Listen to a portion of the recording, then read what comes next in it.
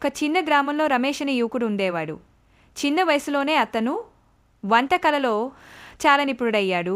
రమేష్ తండ్రి ఒక చిన్న బండి నడిపి కూరగాయలు అమ్మేవాడు. తండ్రి చనిపోయిన తర్వాత ఆ కుటుంబం చాలా ఇబ్బందులు పడింది.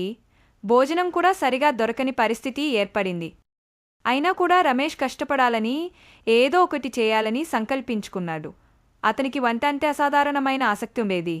ఏవైనా కొత్త వంటకాలు ప్రయత్నించి చుట్టుపక్కల వాళ్లకు రుచి చూపిస్తూ ఉండేవాడు. ఒకరోజు రమేష్కి ఒక ఆలోచన వచ్చింది. ఒక పెద్ద హోటల్ పెట్టే సొమ్ము లేదు, కానీ చిన్న బండి మీద వంటకాలు చేసి పక్క గ్రామాల్లోకి వెళ్ళి అమ్మదను కదా అని. ఆలోచన ఎప్పుడూ మారిపోకుండా వెంటనే ఒక పాత ట్రాక్టర్ బండి వాడి దానిని హోటల్లా మార్చాడు. లోపల చిన్న స్టవ్, కొంచెం పాత్రలు, కొన్ని బాణసంచాలు పెట్టి చల్తాఫితా డాబా తిరుగుతూ హోటల్ అని పేరు పెట్టాడు. రమేష్ ప్రతిరోజు తన బండిని కొత్త కొత్త ప్రాంతాలకు తీసుకెళ్లి పేదవారికి, కూలీలకు, రైతులకు వేడివేడి చపాతీలు, రొట్టెలు, కూరలు తక్కువ ధరకు వడ్డించేవాడు. కొందరికి సౌకర్యం లేకపోతే ఉచితంగా కూడా భోజనం ఇచ్చేవాడు. తన వంట రుచికి చాలా మంది ఆకర్షితులయ్యారు. అతని మృదువైన మాటలు, స్వచ్ఛమైన వంట, సహాయం చేసే మనసు చూసి అందరూ అభిమానాన్ని చూపించేవారు. ఒకసారి గాఢమైన వర్షం కురిసింది. ఊరంతా తడిచిపోయింది. ఎవరి ఇళ్లలో వంట చేయలేని పరిస్థితి. చిన్న పిల్లల ఆకలితో ఏడుస్తూ, పెద్దవాళ్లు కూడా కష్టాలు ఉండే స్థితి ఏర్పడింది.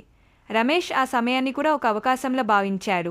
తన చల్తా ఫిర్తా డాబాను వర్షంలోనే పెద్ద చెట్టు క్రింద ఆపి వేడివేడి అన్నం, కూర, చపాతీలు ఉచితంగా అందరికీ ఇచ్చాడు.